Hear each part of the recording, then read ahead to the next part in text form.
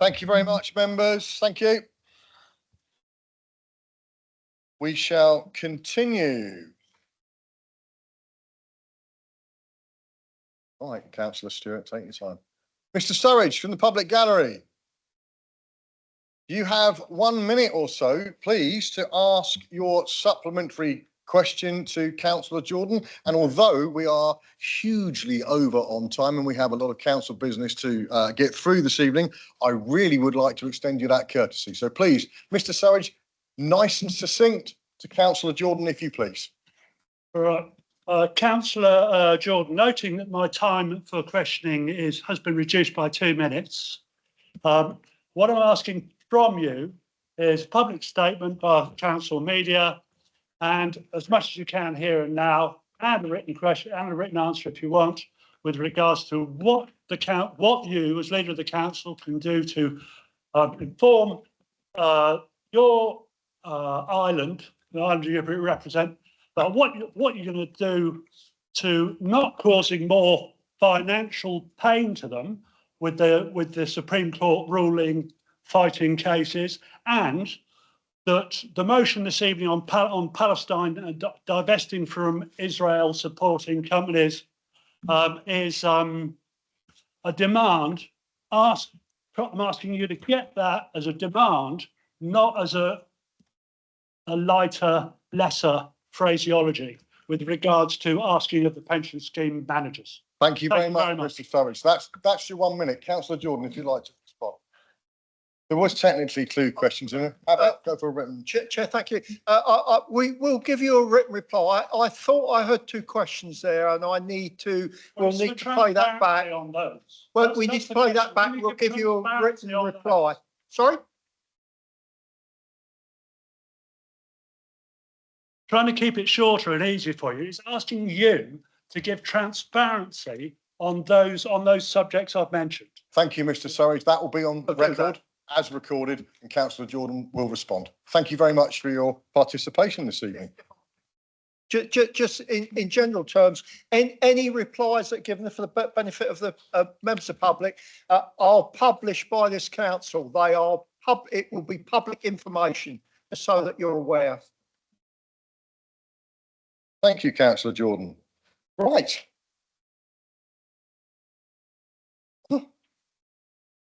A written response will be issued, Mr. Surridge. So announcements from the chair, leader and head of base service. So first of all, I'll kick off with this. I'll try and keep it brief. I'm going to pick up, first of all, on something Councillor Ward pulled me over on you didn't mention about Armed Forces Day last time. I didn't. I wasn't there as chair, but thanks anyway, Ian. But I did ask for a signed Red Arrows photo. I'd like to thank Councillor Churchman as Vice Chair, who has represented the office at, amongst other things, the 2025 Wight in Bloom Awards and the Wight Star presentation. Thank you, Vanessa. That's a very good charity to support. They do wonderful work across the island. For myself, I've been to the Chance to Shine cricket in Newport, Isle of Wight Children Care Star Awards at Northwood House with Mr. Whitaker, where I got to present some awards, and they gave me some tattoos. It did come off in the end, Ashley, but thank you. You still got yours? Oh, you got it done properly. Well done. Good for you. Cows Week, as always, for a chair is busy. So it's the competitors' cocktail party, the Cows Town Mayor Cows Week reception, the naval get together as well, which was fantastic. Then we had VJ80 flag raising here at County Hall, the Royal British Legion flag raising in the square, opening of the VJ celebrations at the Isle of Wight Bus Museum, which was superb. 2 citizenship ceremonies outside, something that was so important. We do it every year.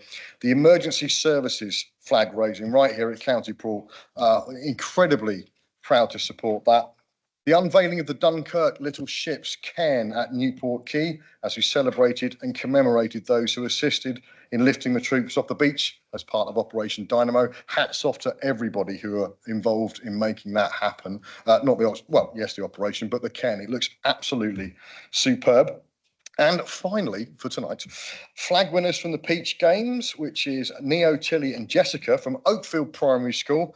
They came in and presented their winning flag to the Civic Office, and I've yet to find a frame, but it's going to go on the wall in the office. Have you all seen it? Oh, hang on.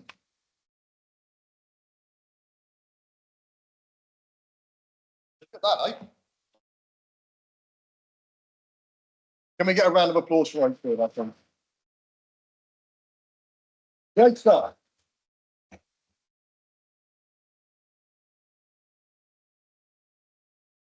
And what's an absolute winner for that now? Mums and dads, proud parents and other children can now see that on YouTube. We're all going to be YouTube sensations. So that's what I've been up to as the chair. I'll hand over to the leader for any announcements that Councillor Jordan has. Thank you. Thank you, Chair. I won't delay anything this evening because I'll delay, but I continue to, I'll just add something about the presentation actually that you've on there, but I continue to work extensively on LGR and will continue to do so after this evening, whatever the outcome. And I continue to work on devolution as we move forward to a decision by this council on the 1st of October. Behind the scenes, we deal, the Chief Exec and I, with day-to-day matters where it's appropriate for me in my role as leader. And just to say a little earlier today, we received one of the members of our staff, it's done 20 years on the Coast Guard. And we were presented with a plaque earlier today, which will be displayed in an appropriate place, yet to be decided. We wish him well. It's a commitment for 20 years. We're very proud of him, and we're very pleased that they noted that as an employer, the Isle of Wight Council facilitated infrequent but nonetheless call outs to provide help and support to people in need around our coast and slightly inland. So that's all from me, Chair. Thank you very much, Councillor Jordan. Nothing from yourself, Chief Exec. Item number 5 on the agenda, report of a deputy, report of the monitoring officer. Sorry, Francis, I demoted you there by mistake. Chair, it's on behalf of the monitoring officer.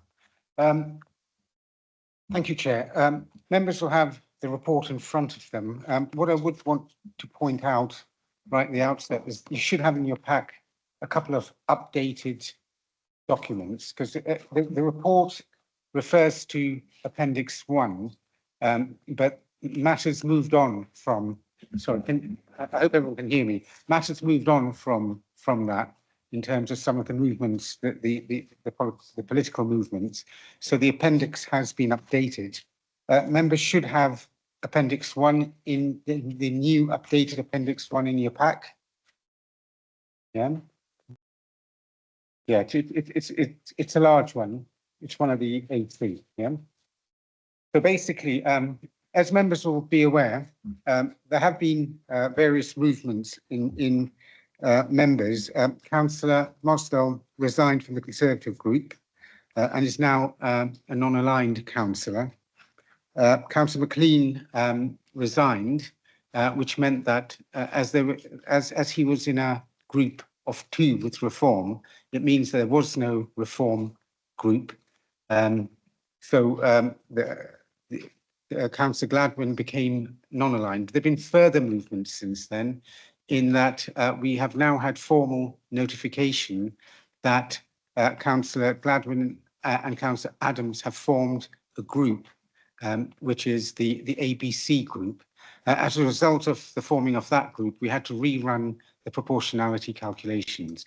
So just to remind members, the proportionality calculations are about applying proportionality across the council. There are 110 seats. And the size of the group dictates the proportion of those seats that members get. Also, we have to apply proportionality across the committees to try and get proportionality there as well. So those are the 2 principles that we apply.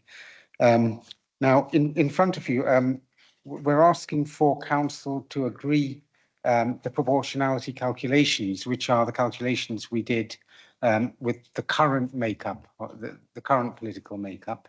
So that is the calculations you have in front of you on the A3. The first thing we're doing is we're looking for approval from members in terms of those calculations. Just to outline, the Alliance get 34 seats of the 110. The Conservatives get 38 they drop to from the last calculations. The Liberal Democrat group get 12. The Empowering Islanders get 9. The ABC group gets 6. And the non-aligned get 11. And all the calculations and the way we've reached those determinations are in the spreadsheet of Appendix 1. So the first one is, we're looking at that. Now, Chair, we'll ask for the report to be moved and members can go through the 2 recommendations, but this is just my presentation of the report. So unless there are questions from members, I'll go to the next part of the report, which is the nominations to those available seats.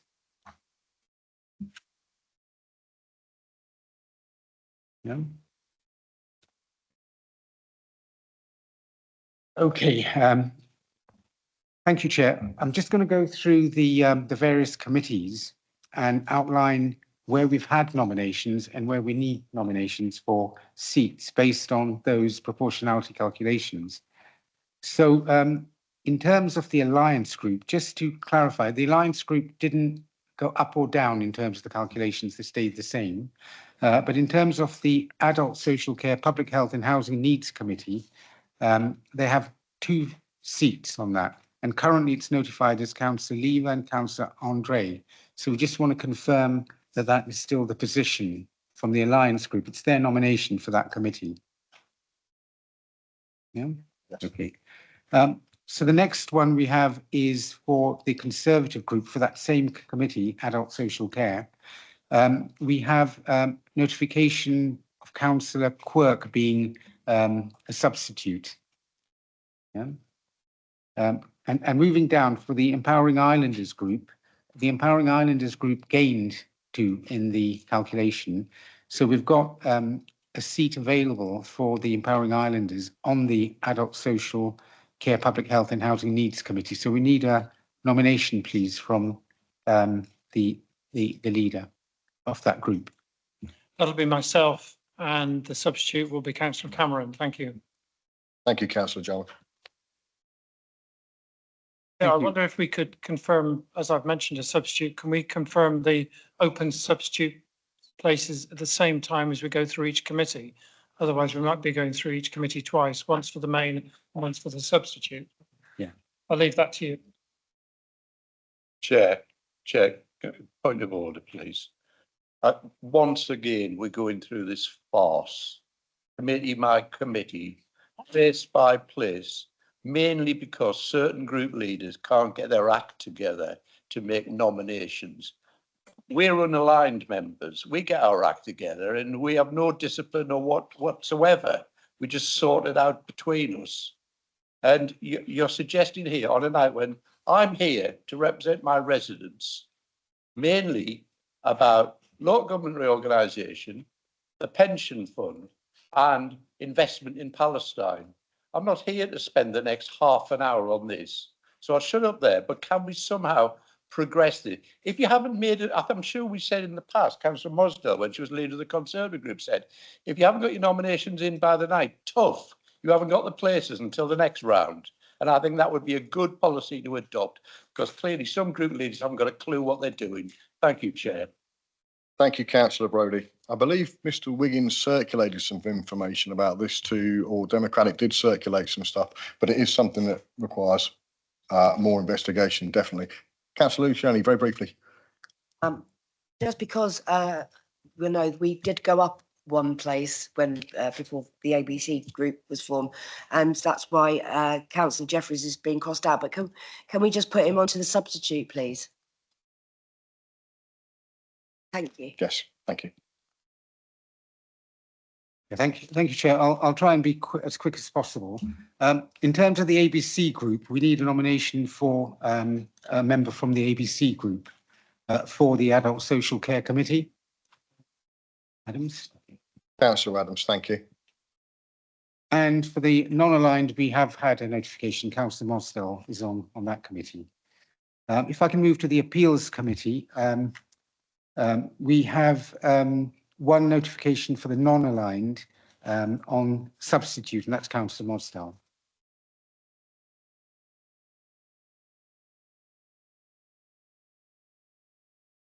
As a substitute.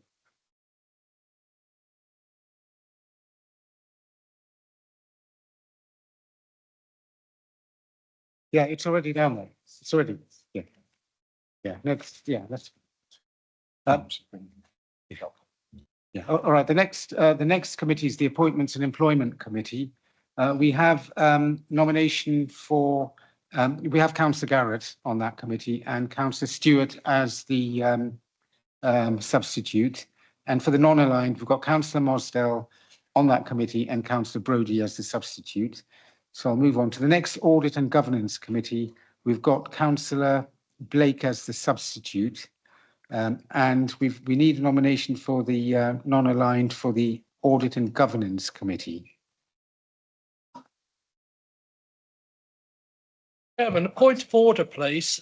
We were told that the non-aligned group had appointed all of their members, and clearly from this, they haven't. Just making a point. So to answer your point, we decided we weren't going to sit an ordinance government because actually we'd done 3 committees each. So we did cover it, and if it's not filled in, it's because we have decided not to do it, not because we couldn't be asked. All right. So yes. And for Councillor Fuller's further information, since he's been so clever, there is a 4th non-aligned member, Councillor Quigley, who hasn't got the time to take on committees. And the committees that we haven't nominated to, not because we want to punish him, because we think he's a lovely bloke, are Audit and Governance. And in fact, Councillor Love has decided to step in and rescue him on licensing. So thank you, Chair. Thank you.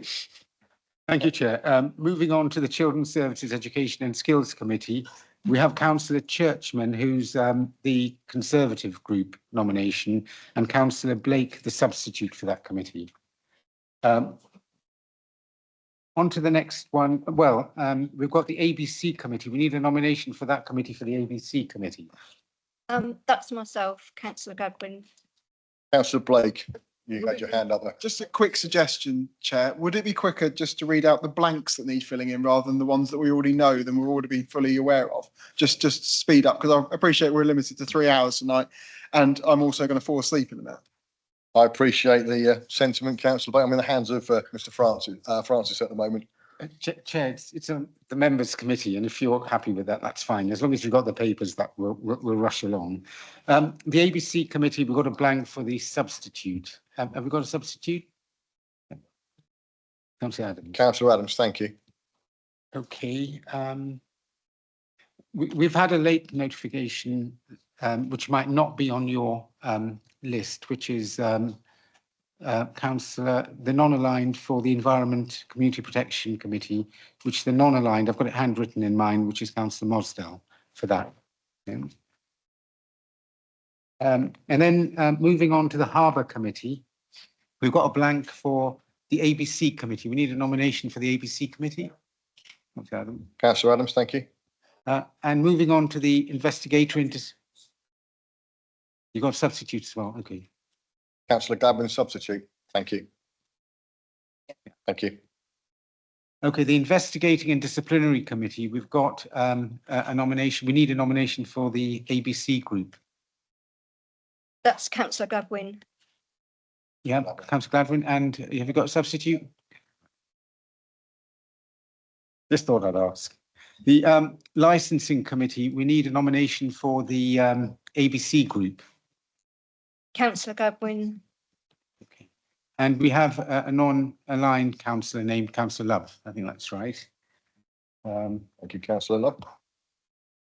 And moving on to the Planning Committee, we've got a nomination required for the ABC group. And, Substitute Councillor Godwin. okay. And the non-aligned councillors, I think we've got a substitute, which is Councillor Mosdell. Yeah. And for the Policy, Finance and Resources Committee, which is the final one, the non-aligned is Councillor Mosdell, substitute. Yeah, substitute. And I think that concludes that. So, Chair, if I can just suggest that you move the 2 recommendations. We've got notification of what members' thoughts are. So 1, the proportionality, and 2, the nominations that we've just had. Thank you. With pleasure, Francis. So I'd like to move the proportionality and the following recommendations, and I seek a seconder. Councillor Brodie, thank you very much. All those in favour? Anybody against? Any abstentions? Thank you. And for future, and I do understand that the ABC group was only recently formed, but please can we get this in order to avoid shenanigans such as this on such an important night ahead of us. Thank you.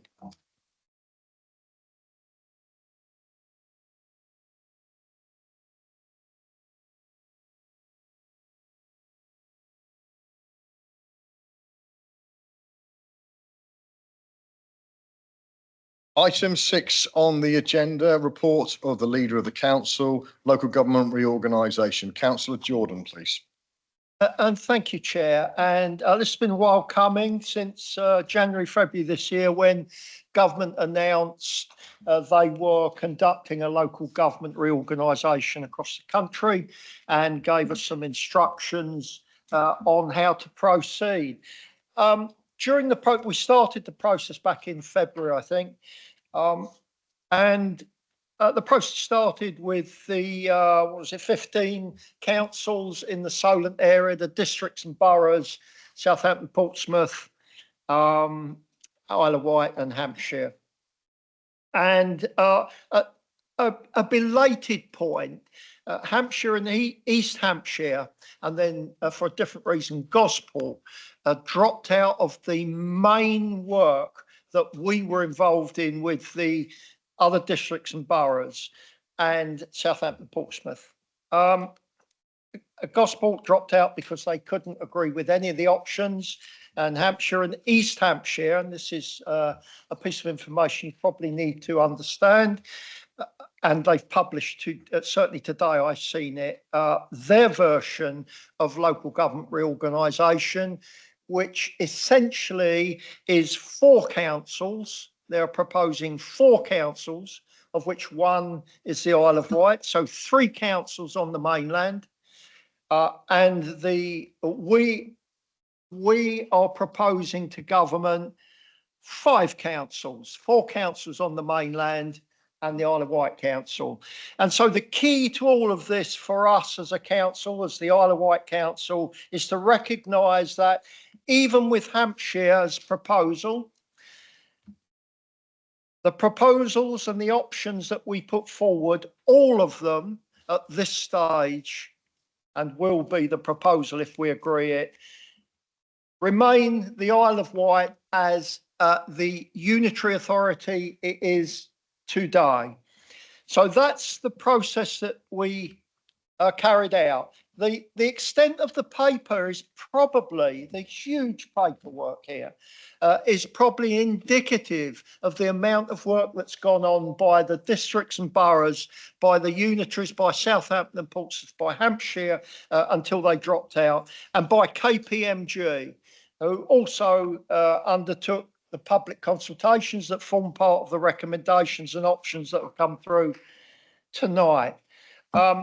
When we started, there were probably around 16 options, something like that, a huge number of options. And over the period of this work has been carried out, those options have been reduced by agreement and by data and other means to the 3 options that you see tonight in our papers. If I talk about the options, and I'll come to the recommendation in a moment, the options that have come forward in light of the addendum, you should have this, a 1-page addendum, which indicates that option 3 of the 3 options is in effect replaced by option 1A. Now, what option 1A is option 3, but with minor boundary modifications as agreed by the mainland authorities involved with that change to the boundaries. So that has been an amendment towards the end of the work and largely supported by all of the districts and boroughs, Southampton and Portsmouth, largely. So largely the option that is preferred by all of the constituent authorities is 1A. Now, as I said, all of the options, insofar as the Isle of Wight is concerned, keep the Isle of Wight as the Isle of Wight Unitary Authority. So in a sense, whatever option you may be minded to consider and decide upon, the Isle of Wight will remain as a unitary authority it already is. And then finally, I would say to you, what you're deciding in these options is an option for the preferred proposal to go to government. You are not deciding on local government reorganisation. Government will be doing that. We are just deciding of the options, which is the preferred option. And the recommendation would be 1A. Thank you, Chair.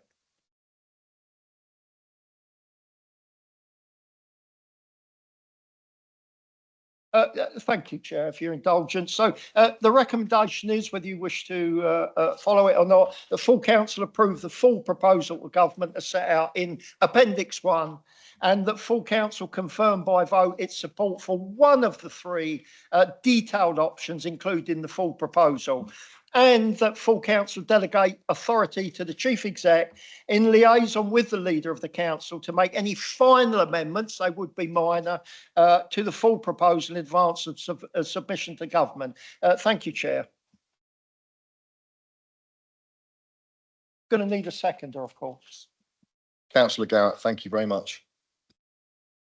Members, I anticipate a fairly robust conversation about this evening. Let's keep it respectful and polite. Councillor Jarman first, Councillor Love next. Yes, thank you.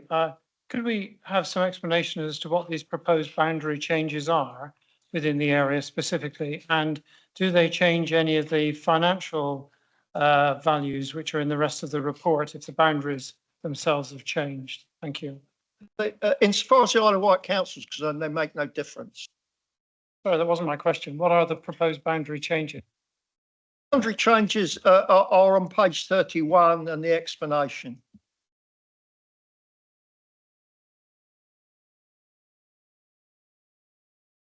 If I can add, Chair, it is going to be mightily difficult for us as the Isle of Wight Council, with the proposal for us, whether you agree or not, to remain as a unitary authority and to start looking at months and months and months of work by mainland authorities, huge amounts of meetings that I've attended and the chief exec's attended, huge amounts of disagreements turned into agreements to arrive at the options that we have. So I just make you mindful of the options really only impact and affect mainland authorities. Thank you, Councillor Jordan. I'm just going to introduce the Chief Exec who wishes to speak this evening. Thank you, Chair. And this is simply an interjection as a point of clarification for members. So the options that are contained in the main report, and there's a map that outlines each of them with the boundary issues against them, option 1, 2 and 3 on page 31 of the full business case for local government reorganisation. Those options don't change, and neither do any of the financial assessments associated with them. The change is simply a change in title from option 3 to option 1A, because what is required from government is an option that is based on a district boundary whole change, but that if local authorities are minded to require changes at a lesser geography, that they specifically ask the Secretary of State to intervene and consider those changes. Hence the outline of the options in your full report and the addendum. It's a technical legal point. It doesn't change any of the business case at all.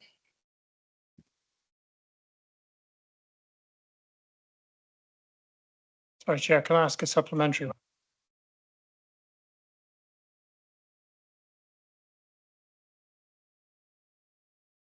Sorry, Councillor Chalmers, yeah. Just to confirm the answer to so where it says there are proposed boundary changes, there are not. That's wrong, is it? In paragraph 1, 2, 3, 4, 5 of this addendum letter, it's confirmed that there are no boundary changes in moving from option 3 to option 1A. Councillor Jordan. Councillor Jarman, option 3 includes option 4 mainland unitary authorities, and it outlines the areas for that option in the diagram that's under paragraph 26 in the full report. Those are the boundary changes that are referred to. So in order for the changes at a lower than district level to be asked for to the Secretary of State, it's a title change. So the boundary change is simply the map on option 3. That's what's set out in terms of what the boundaries are that we're referring to in the addendum. The addendum isn't asking for separate boundary changes. Thank you, Chief Exec. Councillor Love, and then Mr Ward wishes to speak. Thank you, Chair. So I was going to ask a particular question, but you've just changed all that because the leader has just said we should not be discussing or debating all of the boundary changes and things. So what's the point of reading all 553 pages, which I challenge everybody? Has everybody read this report? All 150, all 500 pages? Have you all read it? I did, I've got it. Because if you haven't, you are making a decision on a document unsafely that you haven't read. That's the first thing. Secondly, the leader's just told us he doesn't want us to debate all of the detail, which is what we're here to do, because he's made agreements. You've made decisions which we're not party to. We haven't had any of those discussions that you've had. You've just said you've made agreements with the others. That's what you actually said. You've made agreements over and you've amended it all. We haven't agreed any of that. We haven't been party to any of that. And therefore, we should debate those in detail. So that's the first thing. We had these papers 7 days ago. That is ridiculous. Absolutely, totally and utterly ridiculous. Not just because it's a waste of paper, but because nobody in this room can tell me that they've read all of that in detail.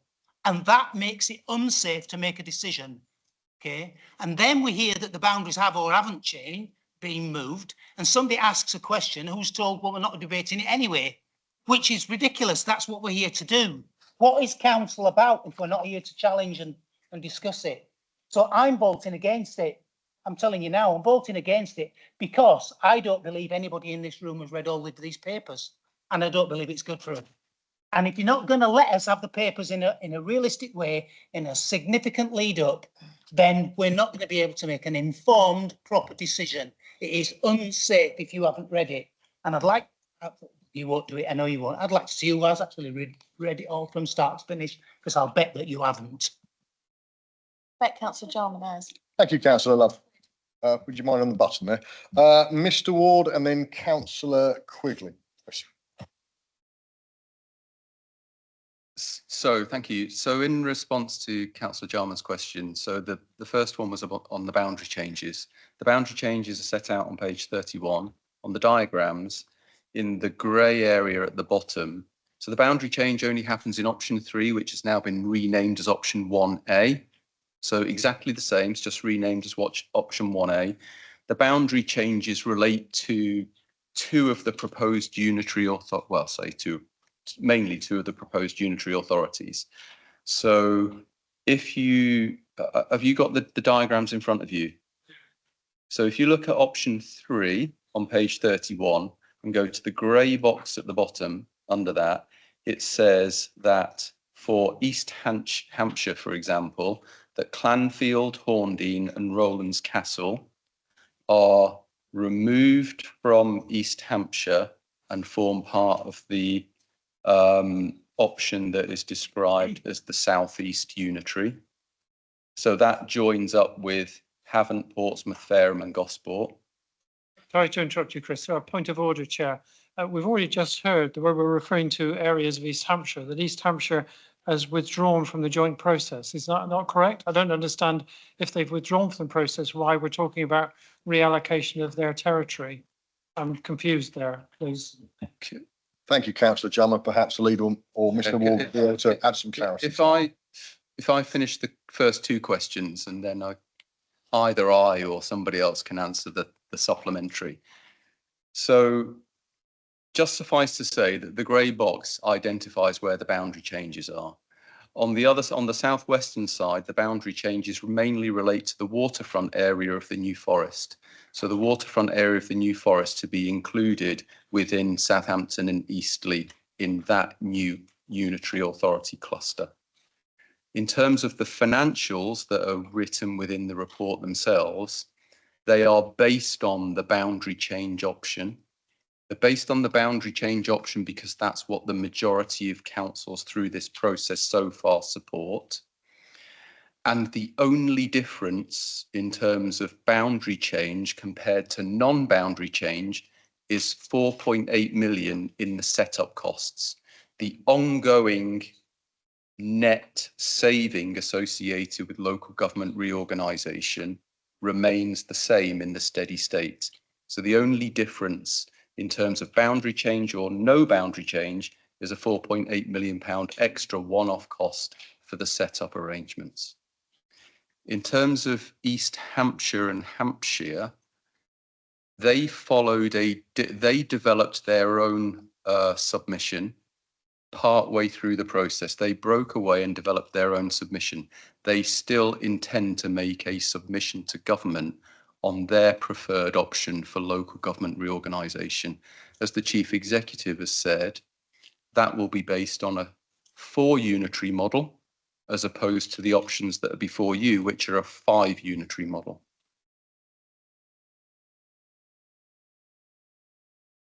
Thank you, Mr. Wood. Thank you, Chairman. In relation to the question as to why you have in front of you proposals which not only relate to the Isle of Wight, but relate to the districts and boroughs, the county and the 2 cities. The process for local government is a statutory invitation from the Minister and government to all of the local authorities in the Hampshire, that includes the 2 cities, if you refer to Hampshire as the county, and the Isle of Wight, to put forward a proposal which covers the whole of that area.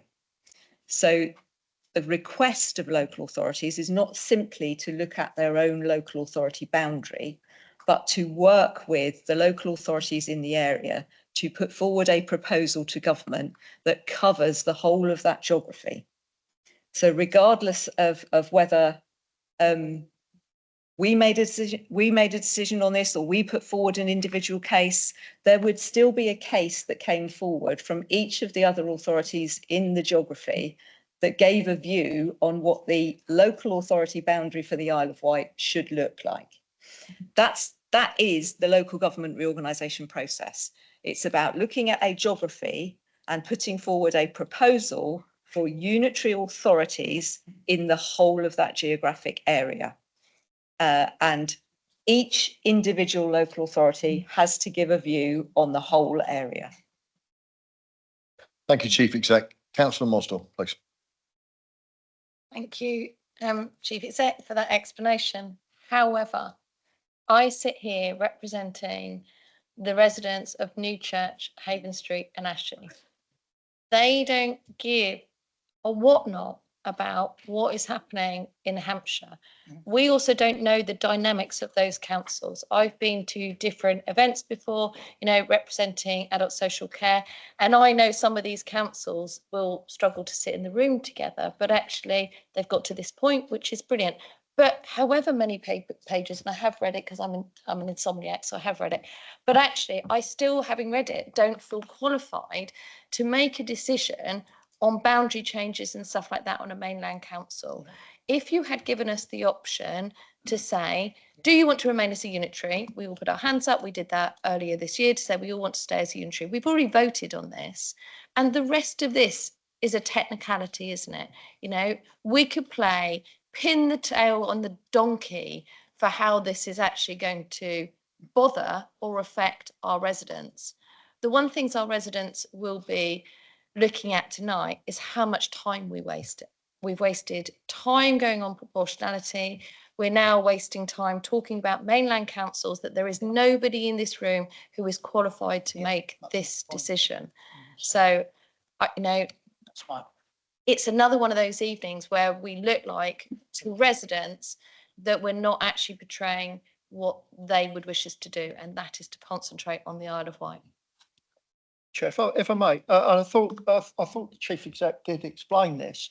We are obliged by Councillor government. Jordan, I get it. We are obliged by government to provide an option amongst all of things. What we are not obliged to do and unable to do is say what we want the Isle of Wight to do.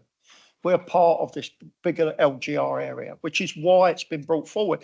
Why I said and has been misinterpreted. Certainly don't want to stop any debate about this whatsoever.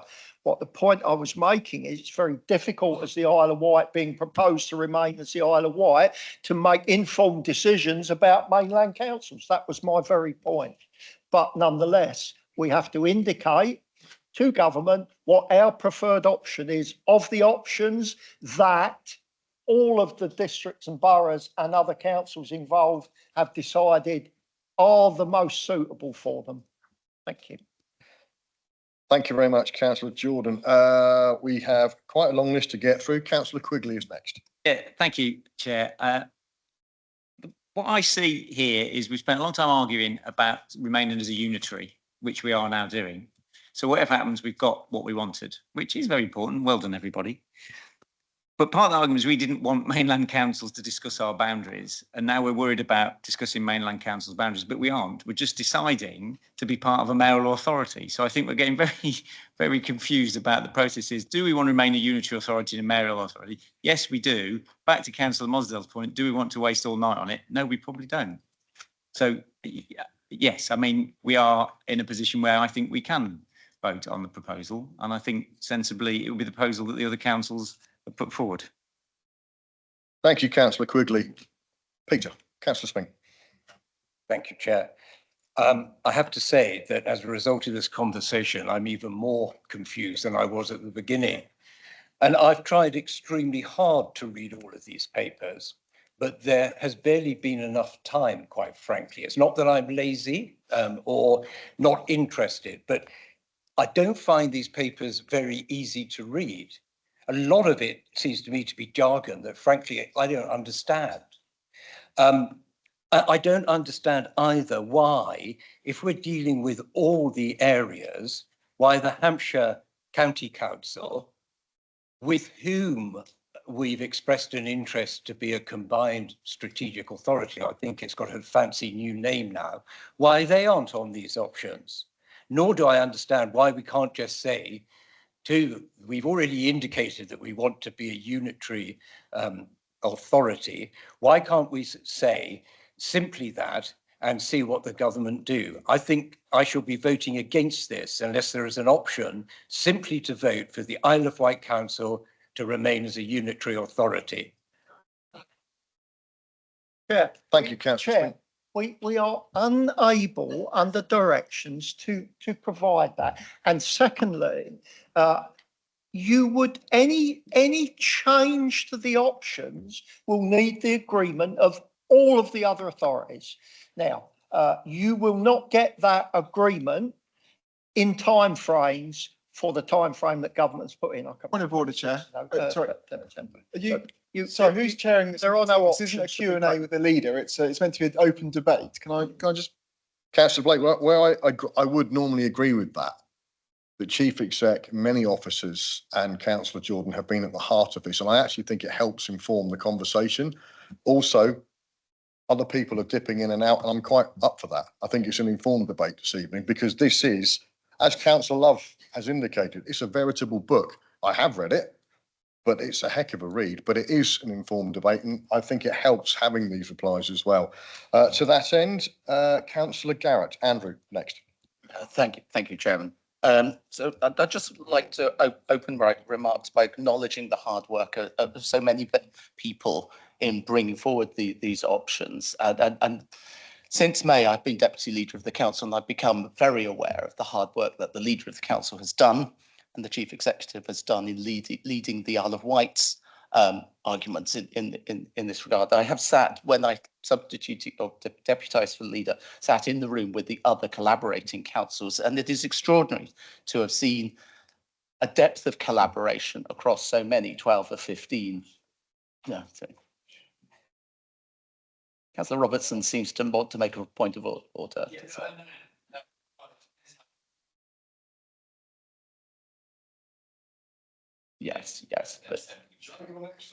Yes, so 12 or 15 districts and boroughs, of course, represent people as well as Hampshire County Council. So we can't say that Hampshire's population can be discounted in the way that I think Councillor Robertson has suggested. He might reflect on that. But I sat in that room and heard how these councils, which are obviously protective of the communities they represent, have come together and worked through their differences and found at least a majority option that they can support. Now, am I qualified to make a decision? Well, I was a Southampton City Councillor, so I have some insight into the workings on the other side of that stretch of water. Although, thankfully, I've ended up back here, which is my home, where I grew up, on this council. Quantities of information. We are presented with huge quantities of information at many times. I'm sure all of you read the pay policy, which runs to many pages, read all the paperwork of the budget and assiduously read all of those wadges of paper. I doubt if any of us do manage to achieve all of that, but we can read the executive summaries, and our responsibility is to understand what we're provided with and use our common sense to work out, does something here make sufficient sense for me to make a good decision. It may not be the best decision, but a good decision. I believe we can make a good decision tonight.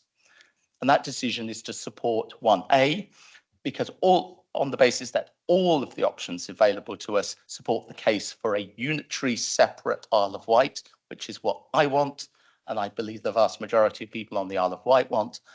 And that what I understand from those who are collaborating together, that there is a majority view for 1A amongst the collaborating parties, which represent an overwhelming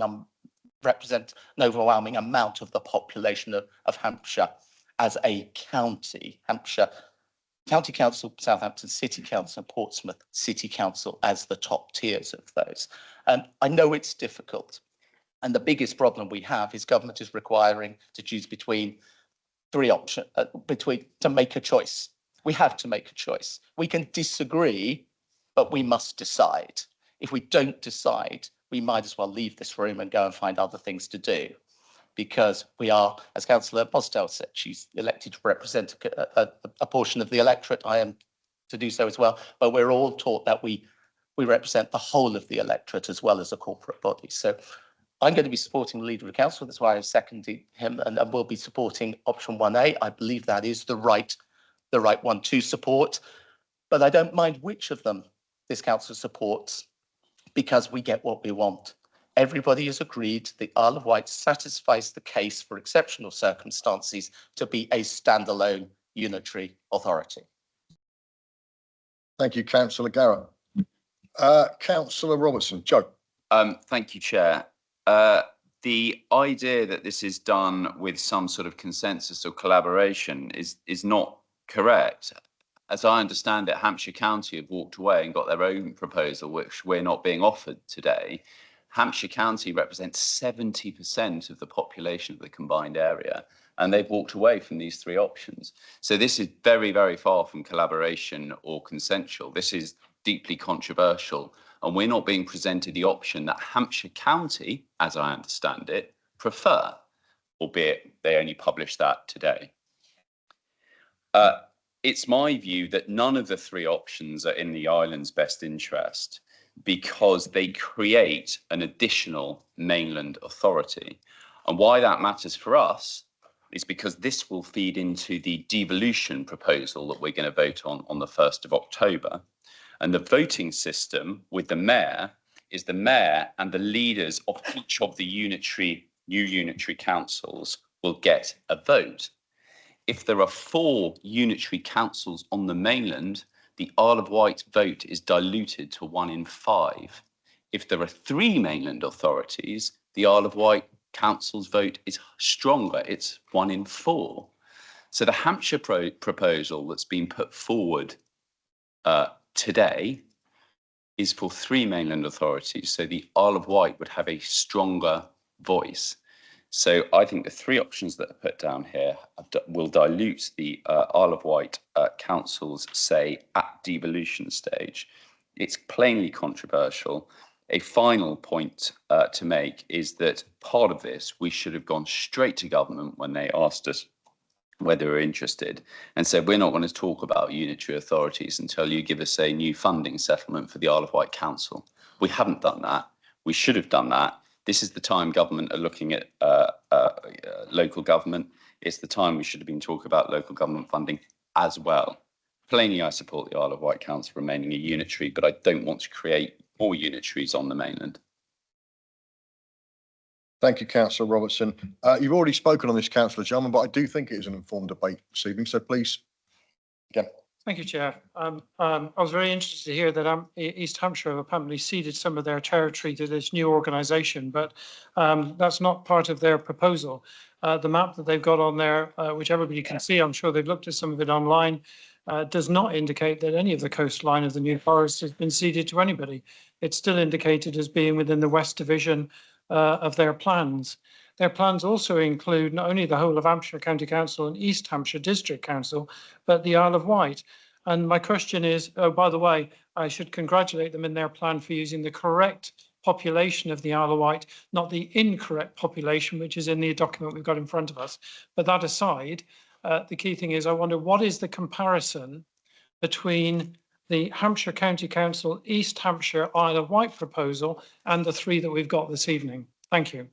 Thank you, Councillor Jarman. I'm sure the leader will be able to clarify some of those points for you. Councillor Brodie, Jeff. Thank you. First point I would say is that the whole issue of devolution and local government reorganisation is a classic example of a new government following the policies of the previous government. It's a big mistake. This new government has followed precisely what the previous government under Sunak, etc., was following. And it's interesting that Councillor Robertson is now suddenly against that, now that he's a new Conservative MP. It's like this new government following austerity, pretty much to the letter. And I would hope Councillor Quigley's listening to what I've said there. I will admit I haven't read this document. I've got no intention of reading it. I normally read everything that's important before me, but I had no intention of reading it. It was just consultants justifying an enormous amount of money. The only reason we've got this before us today is because government requires us to make a decision as one of the local authorities. Otherwise, it wouldn't need to come to us. And we should have dealt with this quickly, really. And it's basically opponents of devolution, because that's the broader agenda here, raising issues that really they don't need to making decisions about. We made the decisions in January when I proposed that we shouldn't be an independent local authority. I got 3 colleagues to support me on that. The rest of you voted in for it. As far as I'm concerned, that was the end of it. And tonight I will vote against everything because it's nothing to do with me. This is absolutely nothing to do with the Isle of Wight. It's nothing to do with my residents. It's nothing to do with any member of this council. This has been determined by the other 11 authorities that are part of Hampshire as to what they want. Now, yes, Hampshire have also got their own model. I've read it. I'm surprised Chris hasn't read that, given he's managed to spot punctuation in documents and precise figures, etc., but can't manage to get nominations in time to stop wasting our time on proportionality. It just makes a fool of himself, to be honest, with some of the things he's asking. Okay, right. In terms of moving on, Councillor Quigley made a mistake. He said This is not about a mayoral authority. No, it's not, Richard. It's nothing to do with the mayoral authority. This is about local government reorganisation. Please don't confuse it anymore. It can't get any more confused than it is now, Richard. And the last thing we need is a Labour MP coming in here and confusing us even more. So please be quiet, Richard, unless you're going to be accurate. I'll leave it there. I will be voting against all three options because it's nothing to do with me. And I would urge everybody, if you're going to pick 1A. Frankly, it's about ward changes. I don't know how well you know the details of Southampton, Portsmouth and the rest of it, but I haven't got a clue. And I love poring over election maps. Thank you for letting me speak at last, even though Councillor Jordan got 2 bites at the cherry before I did, which is a worrying trend on this council if that's going to be continued. Thank you. Oh, I don't know, Councillor Brodie. I think it's quite an informed debate. We're getting it all out. We're getting it all out, but it won't be. You're right. Councillor Churchman, Vanessa. I think this is bureaucracy gone mad. Right at the start, we should have said to government, we are an island, we are already unitary. The first unitary, remember folks, we were the pilot, and we know we are going to stay like that. What happens on the mainland? I would be furious if the mainland came over here and started altering our ward boundaries. What on earth do I know about the whole of that area of Hampshire? Quite a lot in some respects, but in fact, it is ridiculous. And like Councillor Brodie, I will vote against this because we have no right to make decisions for authorities about which we know nothing. Thank you. Thank you, Councillor Churchman. Councillor Blake. Ed. Thank you, Chair. We should be debating the three options if we're to have any debate at all. To that end, I suggest we move to the vote. We seem to be debating whether we should be voting for one of them or against one of them, rather than which one we should be voting for. As it goes, I'll be voting against them all, just if anyone wants to know that. Yeah, I suggest we move to the vote, please, Chair. Thank you, Councillor Blake. I only have 2 more people on the list, and I think on such an important conversation this evening, I'll let those come in, and then we will indeed move to the vote. Councillor Lever, next. Thank you, Chair. I'll try and be brief because I kind of agree we should just go to the vote. I feel like we've just massively overcomplicated something. I mean, I did read the papers. I'm elected, therefore I feel I'm qualified to make this decision. The thing I'm not understanding is we've heard arguments about why we bothered because we're getting what we wanted, but then we are bothered about it because we keep arguing about why we should be bothered about it. So I feel like we've gone round in circles a little bit. The thing that's informing my decision about what to do with the options is the fact that the addendum, which states that number of authorities affected feel that this is the option that creates stronger, more balanced unitary authority. So that is the direction I'm getting from the mainland. Therefore, I'm going with that. Can we get on with it? Thank you, Councillor Lever. And last one on the discussion, Councillor. Oh, go on then, Jonathan. We'll slip you in at the end. Councillor Jones Evans, but that is it. No more. Thank It's you a very good much. informed decision this Thank you very much, Chair. Yeah, I did the online consultation a while ago, and so I had a bit of insight by doing that. But you know, it is difficult because we don't intimately know the boundaries. I don't know how people in Gosport feel about the people in Havant. But I think what I do trust is those people and those local authorities to know what's best for them. Now, they were really gracious and kind to us. They all said, Isle of Wight's got to stay as a unitary authority. It's a particular community with very defined boundaries, nice things. So they did that for us. So I feel completely empowered and knowledgeable enough to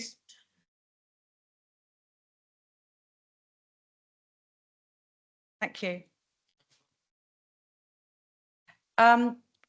So I lost my thread there because people were interrupting. So I will be supporting option 1A in support of our colleagues. I don't see the boundary of the Solent as necessarily a boundary between people.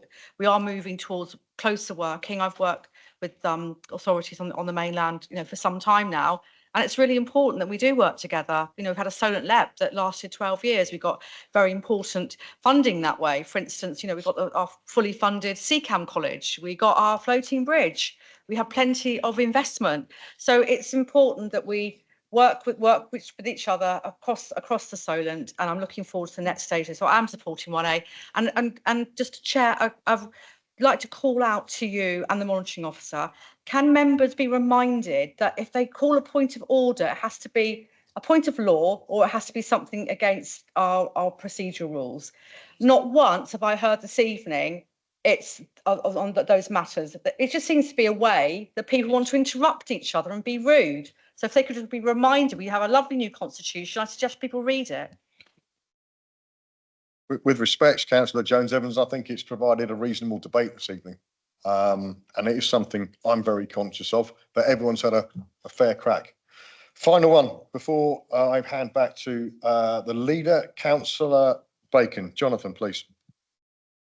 Thank you, Chair. I almost wasn't going to speak because noted what Councillor Blake said. I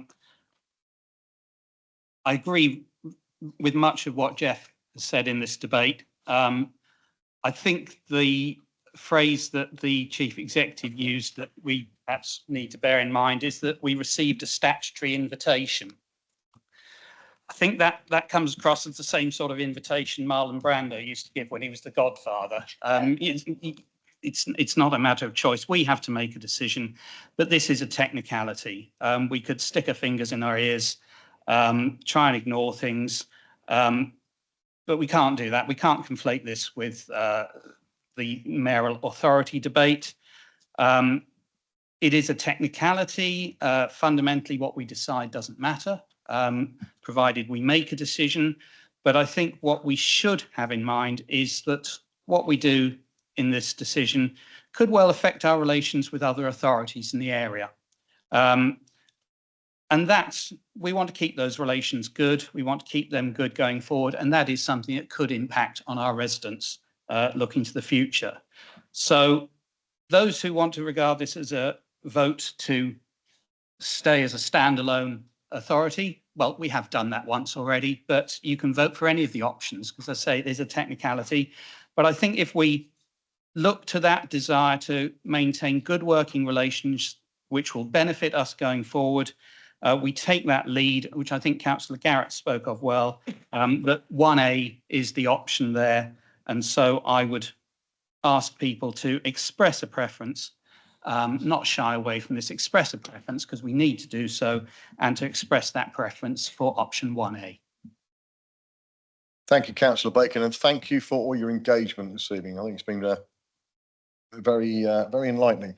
Councillor Jordan.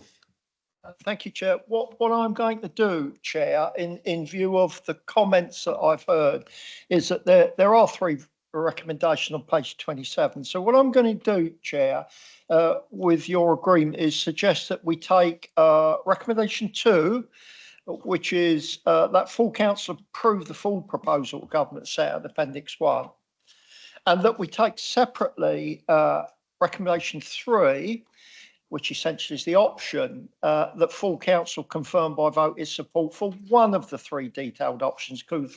And the reason for that is that we are obliged to tell government that we are in agreement, and that we could agree in principle by supporting item 2, but if it came to it on a vote, not provide a preferred option. So I'm going to suggest, Chair, that we take item 2 as a vote on its own, and then move to item 3 as a vote on its own.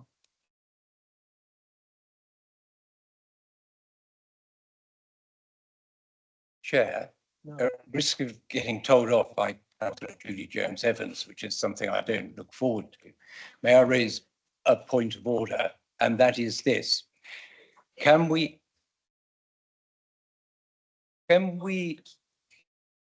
Julie, Councillor Spink was just about to explain that. Peter. Could we have the full proposal as set out in Appendix 1, actually specified in the vote that we're being asked to take, please. So in other words, I'd like it spelt out in black and white what that proposal is, not simply a reference to Appendix 1. And one of the reasons for that is there have been so many appendix and they've all been differently numbered depending on whether you looked at the papers in the written bundle and indeed at what time you looked at the papers last this morning. Between driving from Yarmouth to here, the field changed quite considerably, I can tell you. So I'd like it spelt out in Appendix 1 what the proposal is, please, or else I shan't vote at all. Thank you, Councillor Spink. I'm just going to take advice on that and probably refer back to the leader. Excuse me.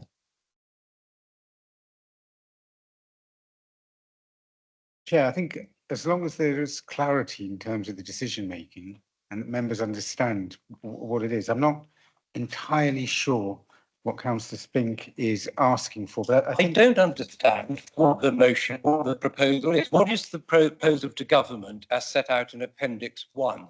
What is that? Clarity on that would be with that.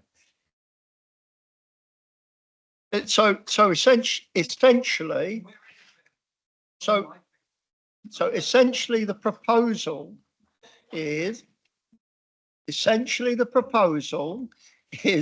that there are 4 mainland authorities and the Isle of Wight remains the Isle of Wight. That is essentially what we are saying to government we support. Without and the second decision that I'm asking you for, and bear in mind, this is not a decision you are taking. It's a decision on a preferred option. You're not deciding about LGR. That's the proposal. The proposal is that this council agree in general terms, as set out in Appendix 1, that there are 4 mainland authorities as per the maps and the Isle of Wight is the 5th. That's what we're asking. What we would then do after is to decide one of the options. So we accept that there are 4 mainland plus the Isle of Wight, but our preferred option, which I'm going to recommend, is option 1A, on the basis that that is the choice of the majority of the councils that are affected and involved and have been involved with this whole process. Members, I'm just going to confer with the leader and Francis and the chief exec to get absolute clarity what we're going to be voting on, because I have to say I'm a little bit lost on this, as I'm sure some are. Excuse me just a second. And that was my point at the beginning. It's not clear. If Appendix 1 is not even in the document, how can you vote on it?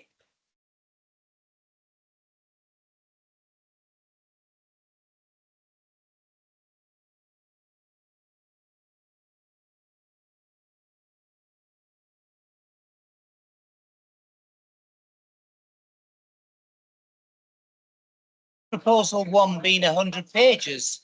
Proposal 1 being 100 pages, yeah?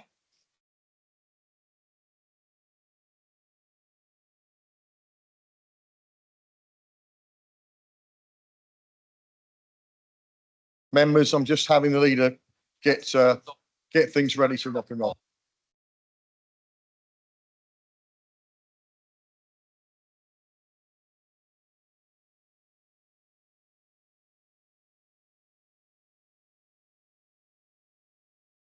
Leader, please. Thank you, Chair. For clarity on this, the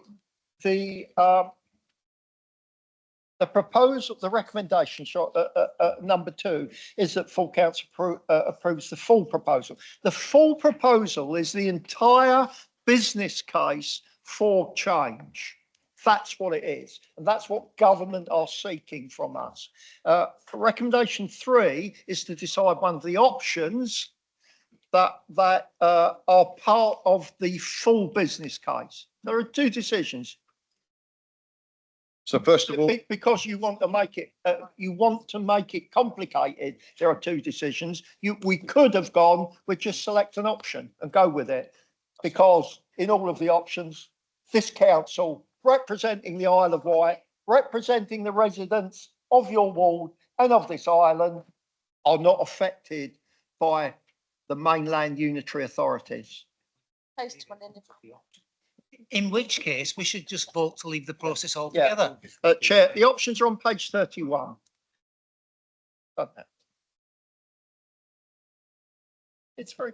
Thank you, Chair. For clarity, I think the leader is saying that the first recommendation to seek a vote from full council is that full council approve the full local government reorganisation proposal as set out in Appendix 1, which starts on page 43, which is a model of 5 unitary authorities covering the Hampshire and Isle of Wight area, 4 mainland unitaries, and the Isle of Wight to remain as a separate unitary authority. members, so we don't get confused on this, let's move to that vote on that. All those in favour, please raise. Simon, okay, please.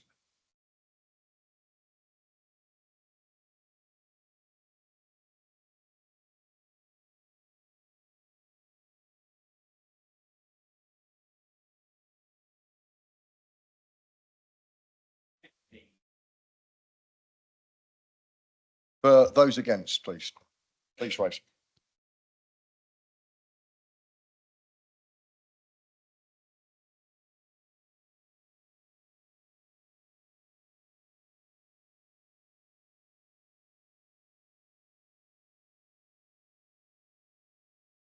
Thank you. Any abstentions? Thank you very much, Simon. Second recommendation, please. Isn't going anywhere. That's it. Thank you very much, members. If I may, Chair. Yes. Yes, we're here as a council, as a corporate body. What we have just done is not prevent local government reorganisation. What we have done is demonstrated to all of our partners, all of them. Point of order, this should not be happening. We should be moving on. We should Councillor be Love. moving on, Chair. Councillor Love. It is a democratic vote. I will allow Councillor Jordan to finish, then we will have a comfort break and we will reconvene afterwards. The vote has been taken. We've finished the item. We've voted. We've finished the item. In that case, we move on. We finish comfort break, 10 minutes. Thank you.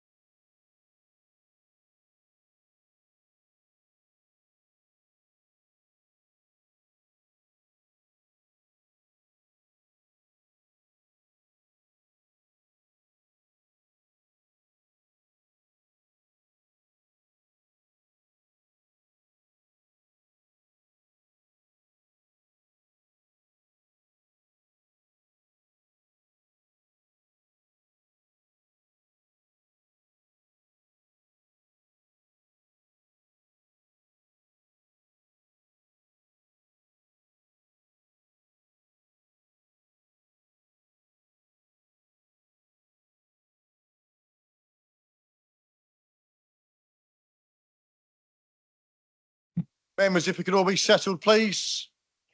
Thank you.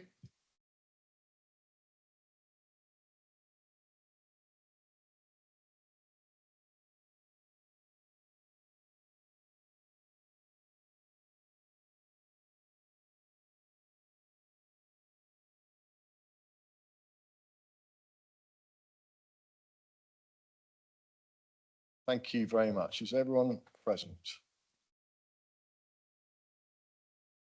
Is Councillor PC Wilcox left? Bacon. Councillor Bacon. Okay. Anyone else snuck out the bow? Matt's gone as well. Okay then. Okay, agenda item 7, exclusion of public and press. Hold your horses. Under normal circumstances, this wouldn't have to be a consideration, but these are not normal circumstances. This item affects thousands of individuals, and we must remain mindful of that. In the interests of transparency and openness, I would obviously like to keep this debate in public. However, the legal advice is very clear that if discussion strays into content contained in appendices 2 to 8, then council will have to pass a resolution to enter into private session and thus removing public and press from the meeting for that item. To me, that is the nuclear option, and I would ask members to remain focused and mindful of the importance of what is being discussed this evening. And it's actually what Councillor Mosdell touched on, who we actually represent here on the island. Moving forward with this, the monitoring officer will be keeping a very close eye on this moving forward. So, Point of order for clarification, please. yes, Councillor Love. Exclusion of press and public, if you feel that we're straying into that area, do we have to vote on that as a group? We have to agree it. We do, Councillor Love. Monitoring officer will clarify that scenario. I'm hoping that we can all be sensible. We don't have to go down that pathway. Yeah, thank you, Chair. The council's normal approach is to have as much decision making in public as possible.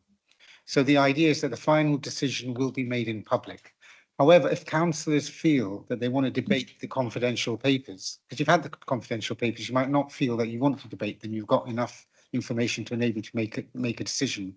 But if councillors feel that they want to debate the confidential papers, the chair will pass the resolution to go into private. The public will be asked to leave. The debate will take place, and then the meeting will reconvene in public for the decision. May I have further clarification? Sorry, just so we as the council would decide to exclude the press and public by affirmation of vote, yes? If we say no, where does that leave us? Then you can't discuss the private papers in public, because to do so will mean that the council will be being put at risk because of confidentiality issues. And I will probably ask for the resolution to be passed to go in private so that I can give councillors legal advice on the risks you'll be taking by discussing private papers in public. Thank you. Councillor Spink, very quickly before we move forward. Yeah, I have a point of order, and it's this, that we've been told in the briefing on Monday that a number of papers which are said to be confidential, and also legal advices that have not been disclosed and only summarised, are the part of the reason for that we should vote in favour of this. Now, if we don't discuss it, it's a very forced discussion. And in my view, the public interest outweighs, if you have public interest in disclosure and open and transparent local government, outweighs the public interest in exempt information. And I think that's a discussion we need to have before we take a decision whether to commence or to vote on whether or not the public should be excluded. Thank you, Councillor Spink.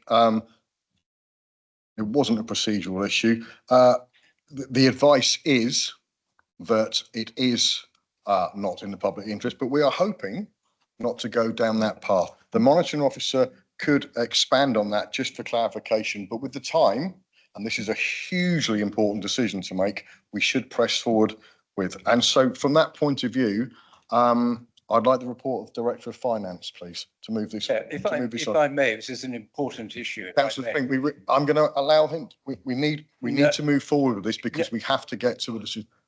Councillor Brodie. Chair, the agenda item says to consider. That suggests an element of democracy, which would normally allow a level of debate. I'd like to make a contribution regarding us moving into private session. Before I make that decision, I'd like to hear the views of other people. I'm not a member of the Pension Fund Committee, although I am a pensioner of the fund. I don't feel that I have sufficient information before me to make an informed decision. And from what I can gather and from what I can read, pretty much most of the confidential information that has been provided to the Pension Fund Committee is still not available to the majority of members of this council. As a pensioner, and there are probably thousands of them, because you're talking about, well, not pensioners yet, all of the council's workforce, but you're also talking about people like me who used to work for the council. You've got the small number of councillors who also have a pension as well. They have an interest in this as well. So I would urge you, Chair, that you allow a period of time just to consider contributions as to whether we should, so that we can consider rather than be directed and bamboozled, etc., by, I'm sure, well-informed officers advising us as councillors. Thank you, Chair. Part of the agenda item, Councillor Brodie, there are the opportunities to comment. As I said at the beginning, I really want to avoid going into any sort of private session, but the legal advice is that it is in the interests that if we stray into that area, that would have to be a consideration, but it is something that is voted on. So I'd like to introduce the Director of Finance as we move forward with this agenda item. Chris. Thanks, Yeah, with respect, I'm going to press this point. With respect, we haven't dealt with item 7 on the agenda. Item 7, we have not, you're going on now for... Councillor Spink, we haven't suggested that's going to happen. We're trying to have a discussion. And if it goes into the confidential areas, that's when it becomes... The reason it's on the agenda is it has to be on the agenda for us to facilitate that if we stray into legal territory. But that's the well, reason. that's the rule. We have to deal with the agenda in the order, I would suggest, and there's no basis for changing this order. I will ask the monitoring officer to Councillor Plink. We have to consider, therefore, Councillor Spink, please. No, I'm going to have my piece. You always let Councillor Brodie speak his piece. I don't speak any I'm trying longer. to explain the reasoning behind it. And I want to explain my point first. You've got your point across, but it's incorrect, Councillor Spink. It is not. It We has should to be be. dealing with the agenda item, and it is the matter of this council to vote on whether or not the public should be excluded. I have asked the Director of Finance to continue, and if we stray into that area, then it comes back to that. This is merely a consideration. It is not. I shall read out some of the confidential material as soon as the director has done so, and then we'll have to have the vote on it. Please let it move forward. Mr. Ward. Thank you, Chairman. Our strategic manager for pensions is going to put the report and a summary of the report before full council. Thank you.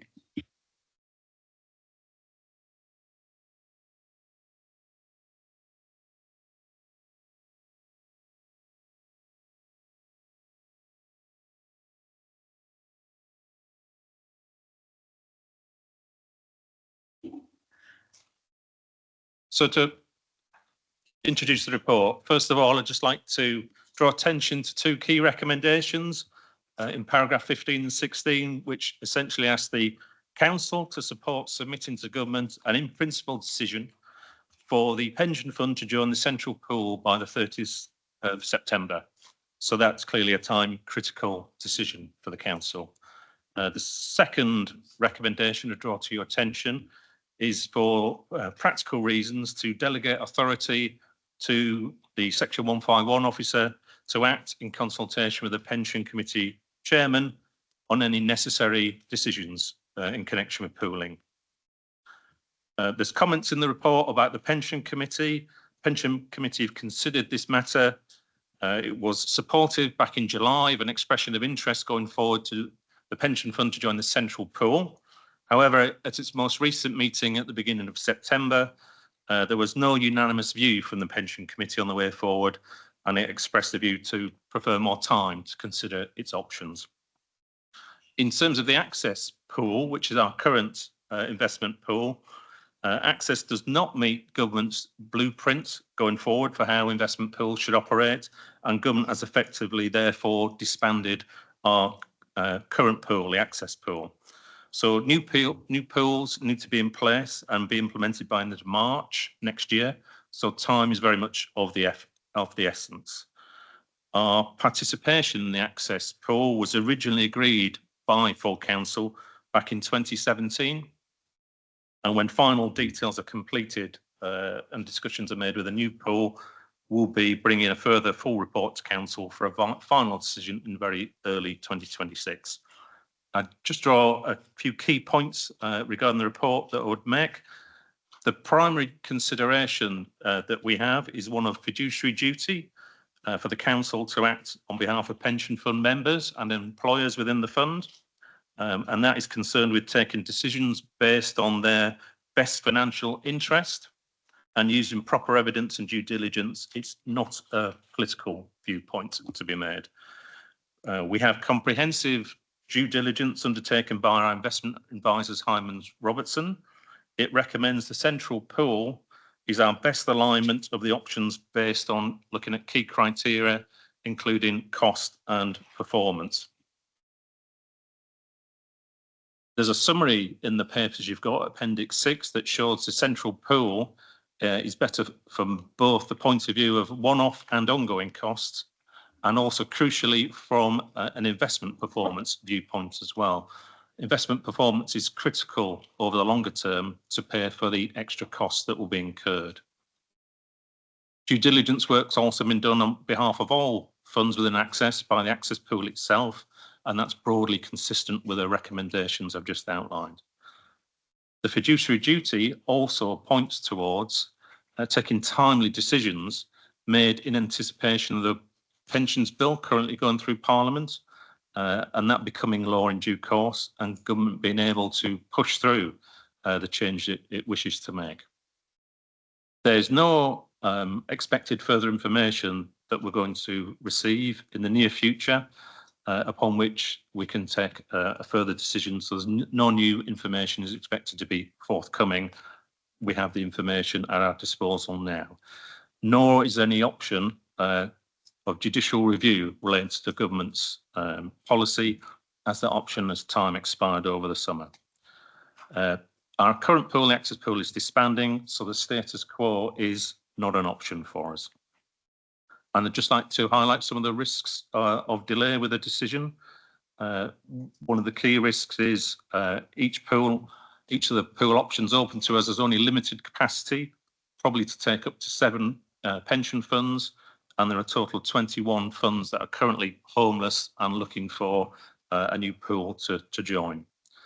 The central pool, our preference, doesn't have to accept us.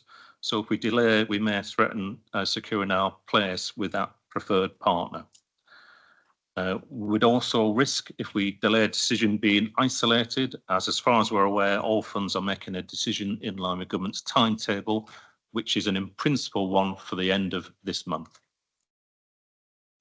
Government could also intervene to direct the Isle of Wight Pension Fund to join a pool if we don't make a decision, and that may not be our preferred pool. And they could also even take powers, or they are taking powers, to merge pension funds. So, for example, we could be forced to merge with Hampshire. And in that case, we'd just become one of many employers within a much bigger fund.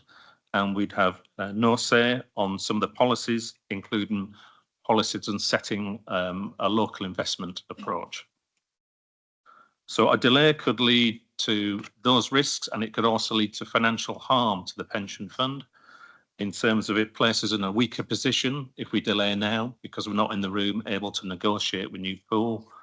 And also it runs the risk of incurring additional costs as access disbands and we're left perhaps on our own as it winds down. You may be incurring additional costs spread across fewer and fewer pension funds. So with that, Chairman, I'll finish my introduction and hand back to you. Thank you very much, Steve. I need someone to move this motion to start the debate. Councillor Stewart, thank you. And seeking a seconder as well, please. Councillor Andre. I invite members to engage. Councillor Blake, you were first out the traps. Thank you, Chair. As a member of the Pension Committee, we have obviously talked this at length. However, as Councillor Brodie points out, we have seen things that the rest of this council haven't seen. We've also not seen everything that we want to see, quite far from it. We've repeatedly requested information that we believe the council's in receipt of that we haven't received, including legal advice and things like that. We are in no position to make any decision as a committee. We agreed because, well, in terms of a recommendation even, because we agreed that we didn't have enough information to make a recommendation, and that recommendation, if should we make one, would sway debate tonight. So as a result, we didn't make a recommendation. There is huge risks to this council moving forward.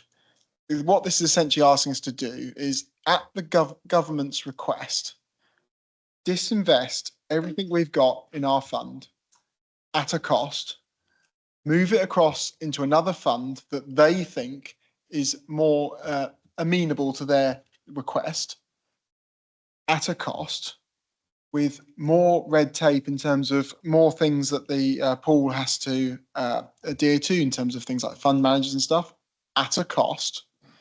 Our pension fund at the moment is doing quite well. That is because of the way that Access has allowed us to manage it. We don't know fully what option that we choose and what that option is going to allow us to do moving forward. We've only really seen a brief display from Central. We were only shown 3 of the options of the 6 in terms of a tick box in terms of what could be the best of the other options. I say, so what we're being proposed with tonight is a decision on which way we want to go forward. And I'm sat here unable to make that decision, and this will have major ramifications down the line. And I don't want my name attached to that because I've not got anywhere near the information I want to do it. So government, if you want to say which way you want to jump, I'm saying I want to be pushed, please, because right now it'd be a case of just pulling a rabbit out of the hat as to which pool would be best for us. So to that end, let's let them pick the rabbit. Thank you, Councillor Blake. Councillor Jarman, Chris. Thank you, Chair. This has been a topic in front of the Pension Committee for almost a year. I have to say, during the entirety of that year, it's felt like a battle for information. The Pension Committee has repeatedly, directly and through me, requested specific papers, specific legal advice, and failed to obtain it real time, or only to obtain a summary, or only to obtain a revised version at a later date. The committee has been very unhappy with that process and have made their views felt very clearly. At the end of the day, over the last 4.5 years, we've moved this pension fund from 82% funded to 155% funded. We represent 18,500 beneficiaries now, in the future, and those yet to come. And this fund will determine the nature of their retirement. There are few things apart from children in this world that are more precious to most people than their retirement. And we have a risk here of putting their retirement at risk. If I look back over that year, I can see throughout this document references to the material. Material which was signed under non-disclosure agreement without the agreement of the committee. The committee did give permission to go forward with an expression of interest to initiate discussions with another fund. But that was as far as it went. It wasn't a choice, it wasn't a determination, it was an expression of interest to open discussions. Sorry, Chair, I've got a bit of a noise going on. Okay. Thanks, Chair. Thank you, Paul. Sorry, Paul. I do apologise, Councillor Fuller, but if you just could remove that, I do understand. That then went forward as a press release by the council. The press release by the council contained elements which we as a pension committee did not support. Both myself and the vice chair objected to that press release, and it went out anyway against our recommendation. Point of information. Councillor Stewart. This is not a true statement. I was on that pension committee. The pension committee had various views, and the second most recent meeting did not express a view specifically because there was disagreement in the committee. I object very strongly with being included in these statements. I was on that committee. I made my views extremely clear, virtually to four-letter words, and I will carry on that way, but restraining from four-letter words, of course. So please note, can I? Dearest Pillock. So I would like the chamber to be aware that the cabinet, the point of order. You have to hear either a point of order or a point of correction, and Councillor Stewart overrides that. We will get back to Councillor Jarman. Councillor Stewart, carry on, please. I simply want the chamber to be aware that there is disagreement, extremely strong disagreement within the committee. And I do not agree with the statements that have been made this evening already by either of my two colleagues. Thank you, Councillor Stewart. Duly noted. Councillor Jarman, continue, please. Sorry, but it is the case that at one of those meetings, Councillor Stewart was late and unable to be part of it, but he was present at later meetings. It is the case that the press release was issued without including the elements that myself and the Vice Chair, and I'm sure she will confirm this, the press release wanted to conflate the matter with devolution. We wanted those statements removed. They were not. It was issued by this council anyway. So we have a long history here of information not coming to the committee. We were told at one of the committee meetings that legal advice had arrived. The committee paused and offered time for officers to give that information to them. That was declined. What we received was dated at a later date and was probably not the same as arrived on that date. So we have a long history here of information not being provided on time and being missed out to us. Even today, we've received information being released that we requested a very long time ago. And even now, the information that was requested on Monday during the member briefing has not been issued. Thank you, Councillor Jarman. I'm sorry some of my time was taken up and I would have otherwise made other points, but I think I've been very clear. You have. There seems to be a level of disagreement amongst the committee and differing views. Thank you for your input. Councillor Andre, please. Thank you, Chair. I would say, although I'm not currently a member of the Pensions Committee, I did sit on Pensions Committee for several years. I'm a little confused by both the statements of Councillor Blake and Councillor Jarman.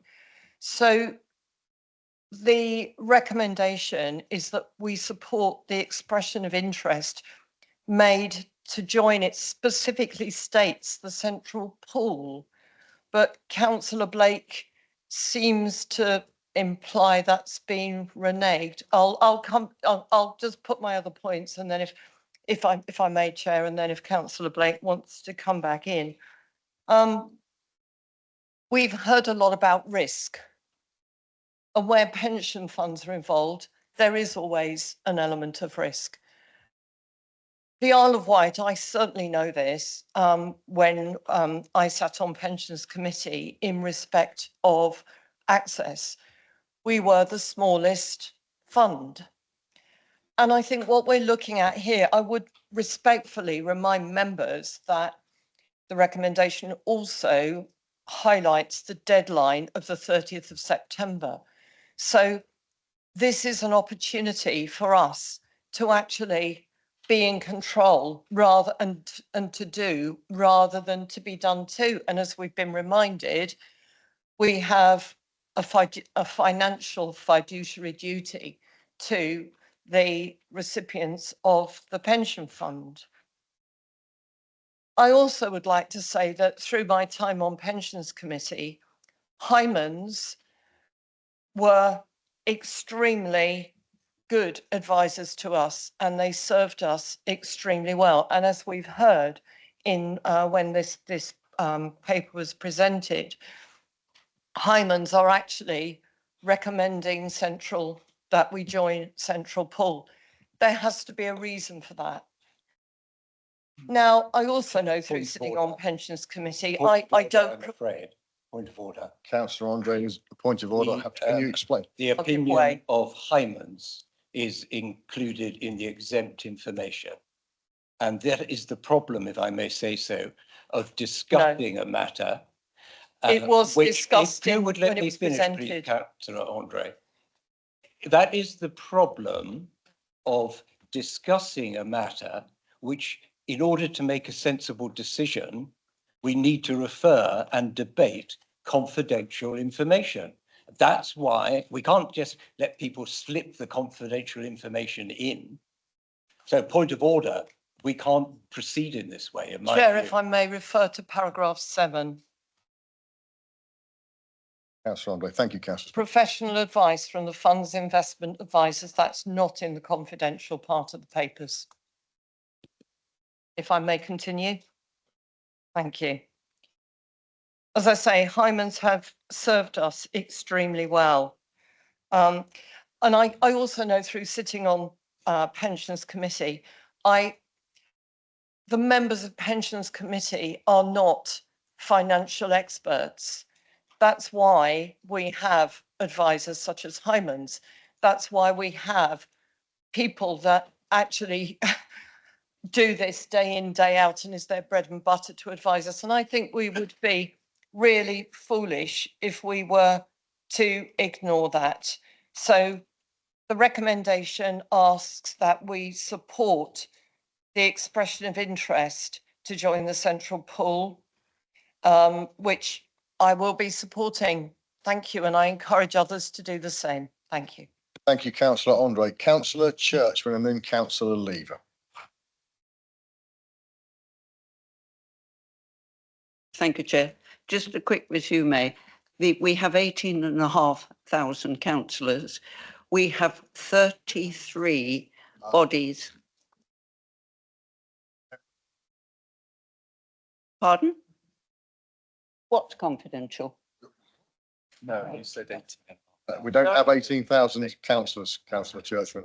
Sorry, 18,500 pensioners. Sorry to correct you. Correction. Lost the train of thought for the moment. But we also have 33 outside bodies attached to our pension scheme. Not one of those bodies has been consulted about any of this. They would have the right to withdraw if they so wished. If they stay within, they will be subjected to some of the costs of all the transfer of the assets. But as I said, 33 bodies, and they have not been consulted at all. I think that is the first really big mistake. The Pensions Committee is made up of councillors elected by the council. We are the trustees. As trustees, we are legally at risk if we do not make what I would say, not correct, but decisions for only the pensioners. We could be actually sued. So please, think about this. If we make mistakes, in choosing a pool, and if that pool does not perform and our funding starts to drop, at some stage the council could almost, and Councillor Jarman would confirm this, would be liable for the loss of money, of funding coming in from the different areas. We have to take that into account as a committee. But as I said, as a trustee, I feel we have not been given enough scope, enough information. We were given 3 options. Brunel, who declined anyway, they were full up, and there were 2 others on the table. We only received information from one of those. And as I say, I feel we need to explore all the options.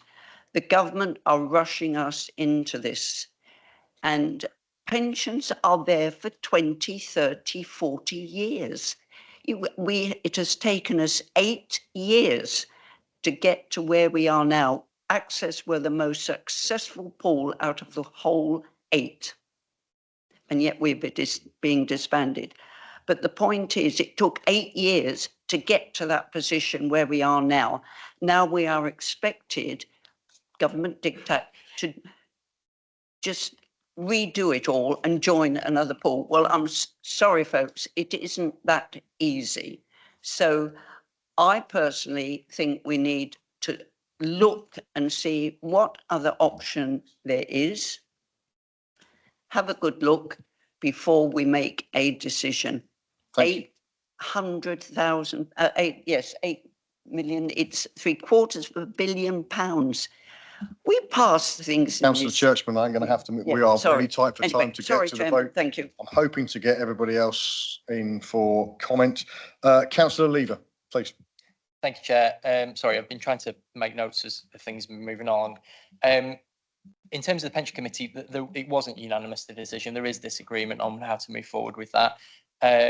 However, there was a unanimous frustration about us having to leave access because it was a government decision. So there is an appreciation for that, right? So as much as there is frustration about that, we need to kind of negate that, the frustration of that being done to us, because we do need to move forward. And the risk, I suppose, the risk of not making a decision now, and Councillor Churchman actually made a good argument for making a decision when she mentioned the fact that Brunel filled up, is the fact that if we don't make a decision earlier, we then fall into government deciding for us, and the funds available, the pools available to us may not be the ones we have now available to us, and therefore we may be placed into a pool that we wouldn't have chosen, and therefore the funding loss is there regardless. I think when it comes to these decisions, and I also do appreciate some of the points being made around some of the information available, right? Not everything is there. The pension bill is not there yet. However, we do have the Hyman's work that's been carried out, and at some point, and I'm not saying we just have to accept officer recommendations and accept partner recommendations, but we do need to give them weight. And based on the information we know at the moment, and the work that Hyman's have done for us previously, it is good work, and we do need to give it weight. And so I am comfortable making this decision and continuing to support the expression of interest we already made, which is to go with Central, because based on the information that has been provided to us. Thank you. Thank you, Councillor Lever. We've got 13 minutes till 9 o'clock. Councillor Stewart, please. Thank you, Chair. First of all, I apologise to any of my colleagues who felt I was a little strong in my comments. That was not intended. I'm aware that they all considered on the Pension Committee this matter very carefully. However, the government have made decisions for us. We have no choice about much of this. What we have a choice is which direction we go.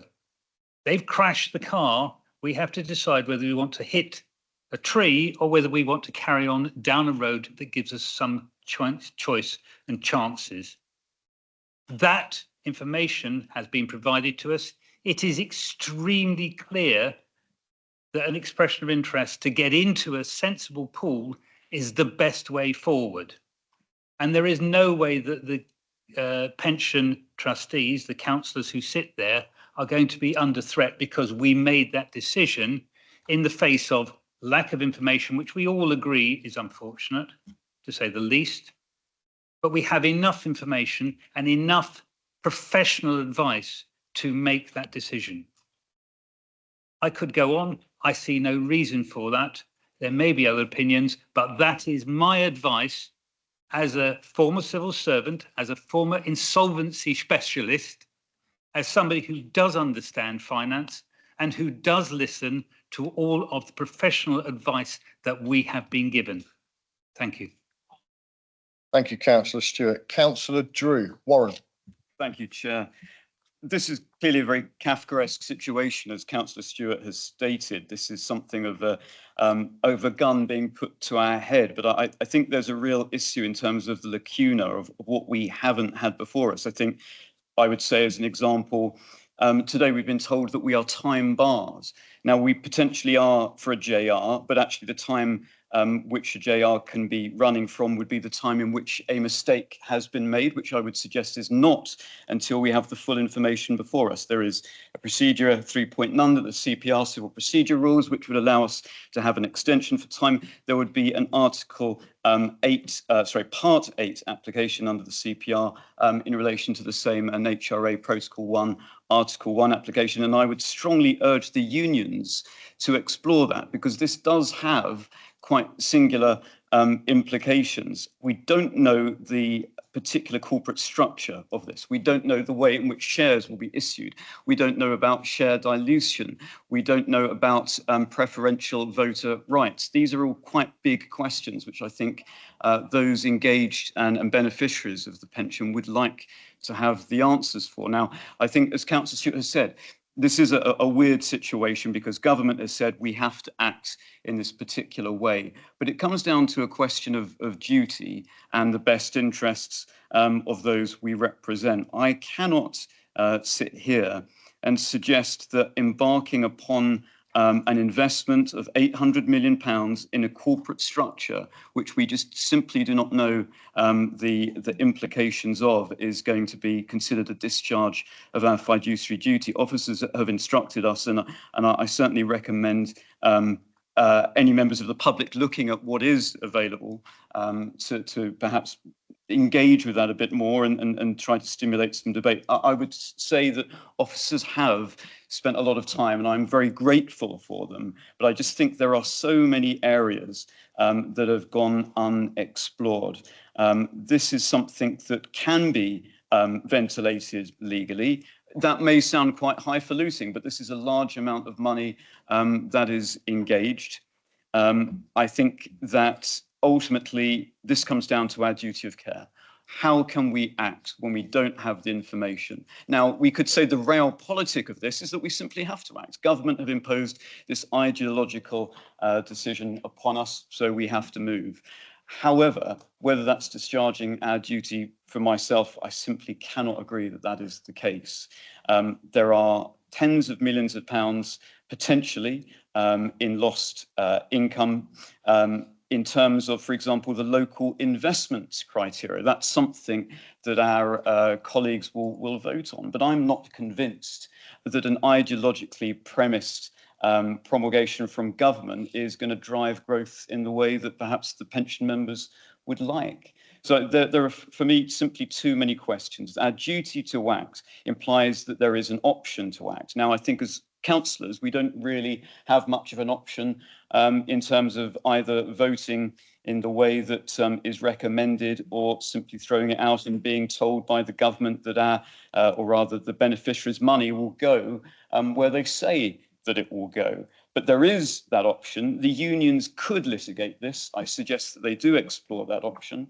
And I think it's an important area that is frankly in the information that I'm trying very carefully not to reveal, that needs to be ventilated. Councillor Drew, thank you very much. May I suggest you have a future career on Radio 4? Your voice as an ex-radio presenter is like velvet too.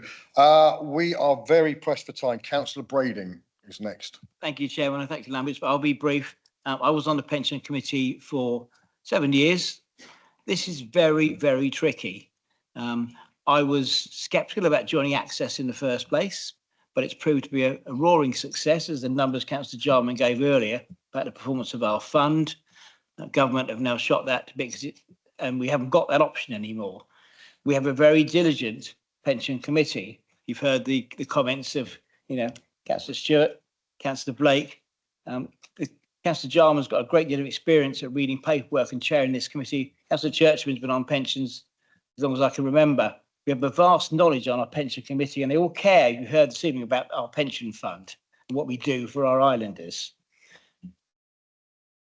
Hymans Robertson also, as mentioned, as Councillor Andre rightly points out, point 7 mentions Hymans Robertson. They do great professional advice to us. On the flip side, I hear, I've heard 3 times now, we haven't had enough information, and that worries me.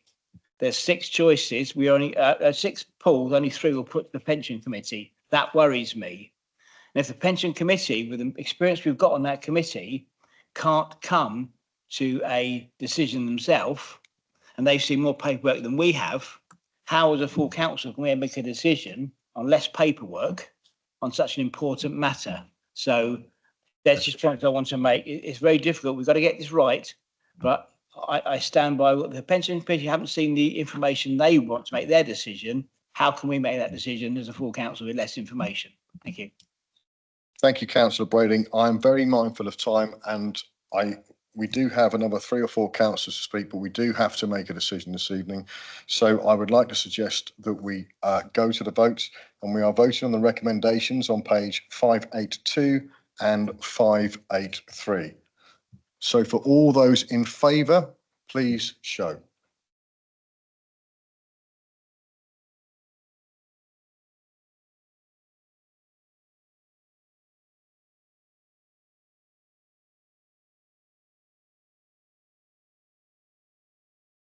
For those against, please.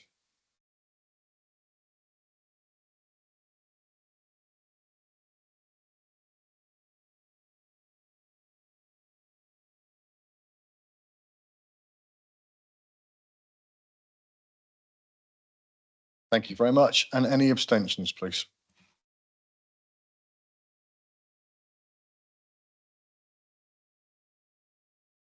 Thank you very much. Motion falls. Councillor Jarman, we will defer your motion for the next full council meeting in November. Thank you very much for the debate this evening. I hope it's been interesting and it's offered as much as one would hope in full chamber, and I call the meeting to a close. Thank you very much.